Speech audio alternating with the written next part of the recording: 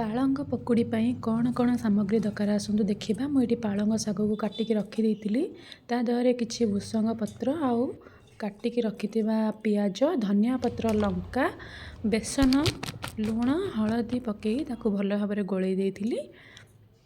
ଗୋଳେଇକି କିଛି ସମୟ ପାଇଁକି ତାକୁ ଘୋଡ଼େଇକି ରଖିଦେଇଥିଲି।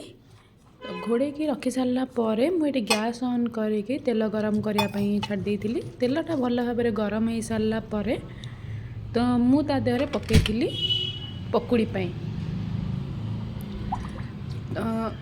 ଦେଖିପାରୁଥିବେ ପକୁଡ଼ି ମୁଁ ଏଠି ପକାଇ ସାରିଛି। ବହୁତ କ୍ରିସ୍ପି ଆଉ ଟେଷ୍ଟି ବି ହେଇଥିଲା। ତ ଆପଣମାନେ ବି ଥରେ ଟେଷ୍ଟ କରନ୍ତୁ। ଯଦି ବି ଆପଣମାନେ କରିଛନ୍ତି ପାଳଙ୍ଗ ପକୁଡ଼ି କେବେ, ତ ମୋତେ ନିହାତି ଭାବରେ ଜଣାଇବେ ଆପଣମାନେ କେମିତି କରନ୍ତି। ମୁଁ ଏଇ ପ୍ରୋସେସ୍ରେ କରିଛି। ଆପଣମାନଙ୍କୁ କେମିତି ଲାଗିଲା ଆପଣମାନେ ମୋତେ ନିହାତି କମେଣ୍ଟ ମାଧ୍ୟମରେ ଜଣାଇବେ।